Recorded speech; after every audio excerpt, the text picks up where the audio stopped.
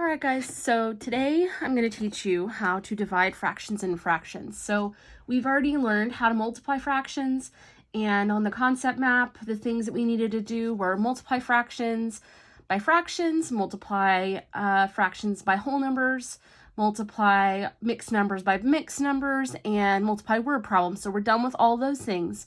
And now we're moving on to division. So we're going to do all the things I just said, but with division. So this is your first lesson on how to divide fractions. As always, if you need to pause this video, feel free to do it. If you need to rewatch it, go ahead and do it. It's perfectly fine. So your learning goal by the end of this lesson is you should be able to divide fractions and you should be able to simplify answers. This one is not new to us. We've been doing this for a really long time. The rules don't change. The rules are the same for simplifying. Simplifying is two things. It's reducing to lowest terms and converting improper fractions to mixed numbers. So it's two things if you remember that. All right, so let's get started on this. So I have some vocabulary for you that I'm going to go over really fast. So the first word is reciprocal. Reciprocal. The reciprocal is when you take the second fraction in a math problem and flip it. So when you flip the second fraction in a division problem. So if we go down here, I'll show you what a reciprocal is. So if your math problem looks like this, then you're going to get the reciprocal of this number only, not the other one, just this one. So then your math problem turns into, that stays the same, and then this flip-flops and changes into 4/1. So that is the reciprocal. And once you get your reciprocal, that can change into a multiply. That's the cool thing about multiplying or dividing fractions. So the next thing is commutative property. In the commutative property, the order doesn't matter.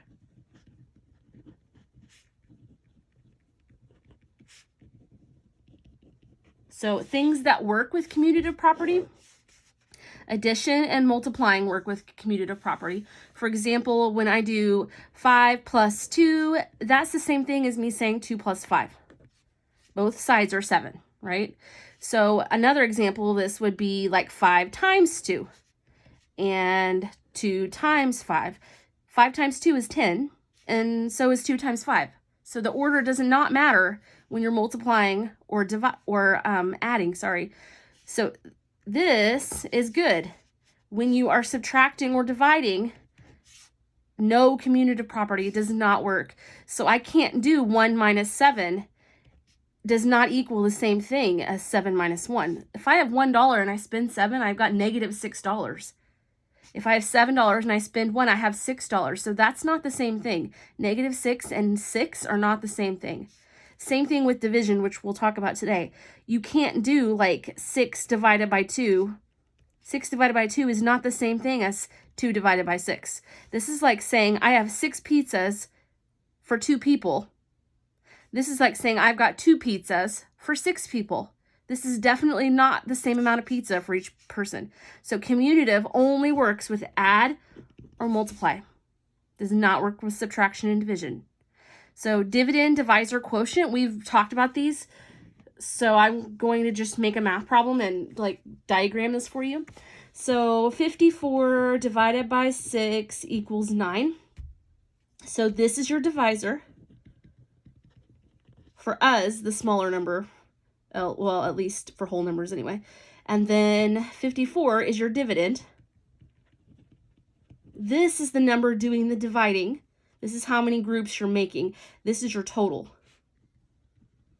This is the total amount of candy you have. This is how many people you need to split it into.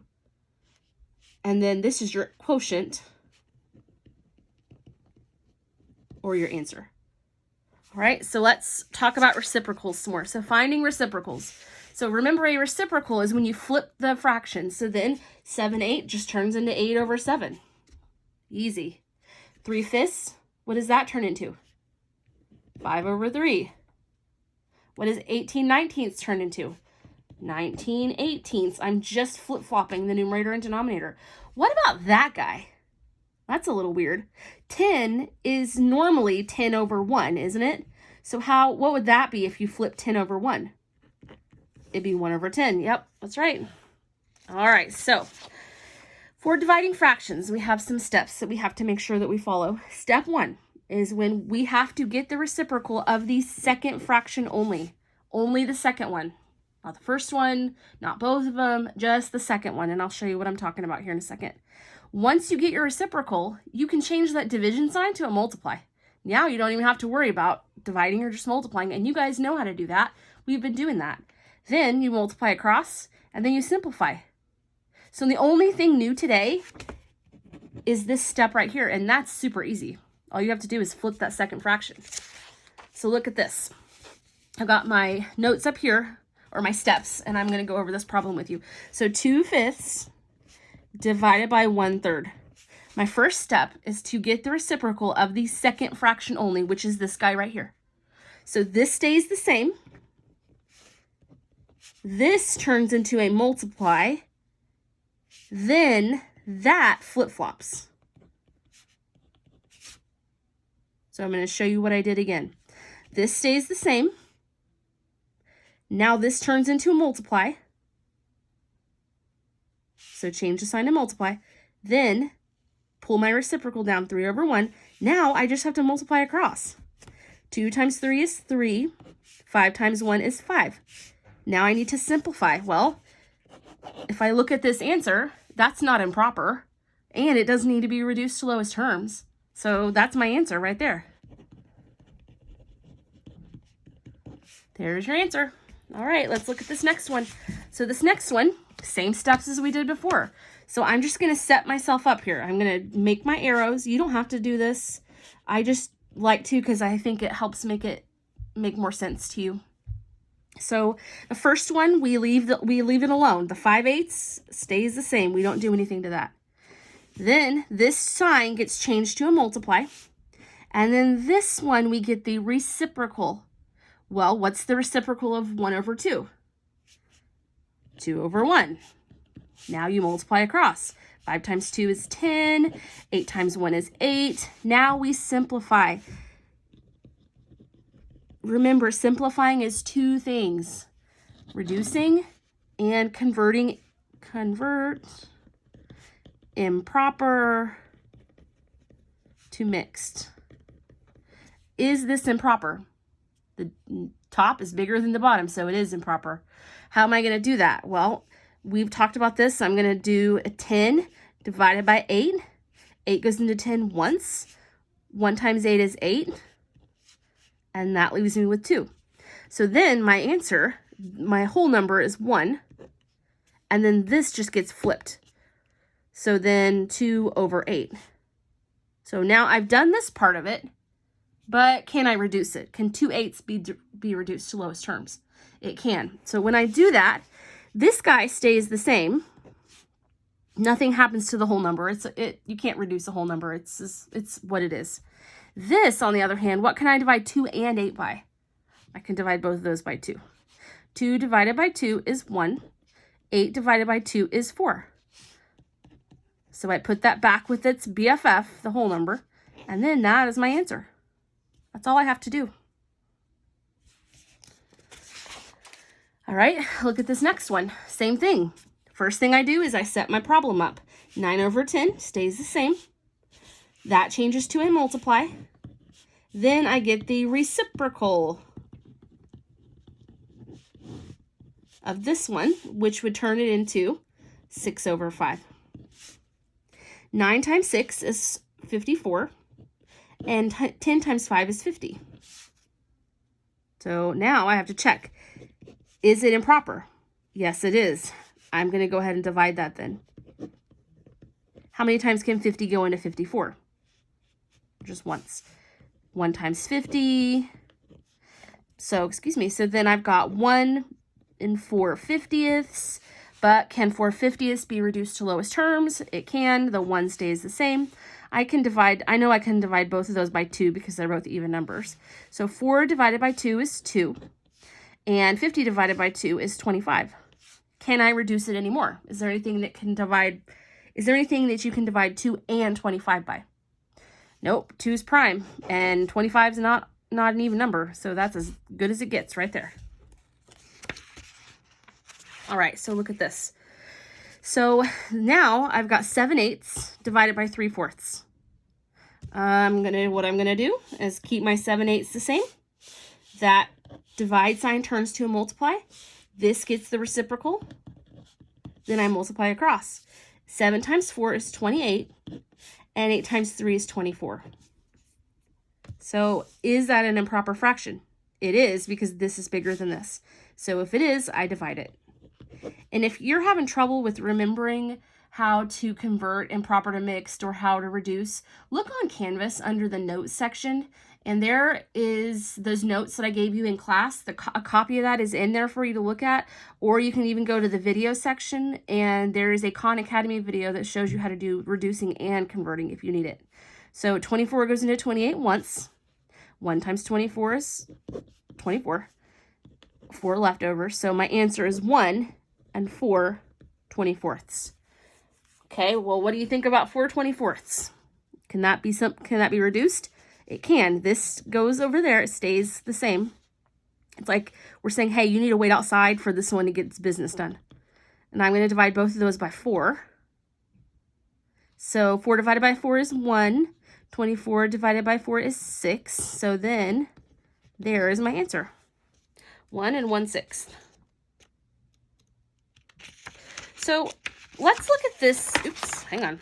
Let's look at this problem. And I really want you to understand what dividing fractions really is. So let's kind of make up a word problem really quick and just see what happens. So let's say that Mrs. Canales has 3/5 of a bag of candy. I have 3/5 of a bag of candy left.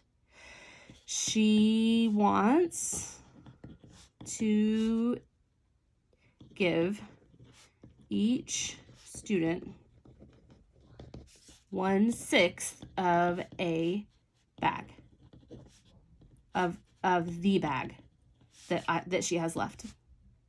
Okay, so how many kids can get candy? So, okay, so what I'm doing now is I'm taking my bag of candy. I'm not a good artist. You guys know this about me. So I'm taking my bag of candy, and maybe I've got 3/5 of a bag left, so it's like a little bit over half, right? So what I'm doing is I'm taking 1/6, I'm cutting this piece into 6 equal parts. Okay, so the math way to do that is to do this. 3/5, get your reciprocal, 18 over 5. So what do I do now with this? There's 18/5 that I have. So what do I do with it? I have to divide it. 5 goes into 18 3 times. 3 times 5 is 15. That's a 3. So my answer is 3 3/5 kids. Well, I have a problem with this answer because this answer represents number of kids.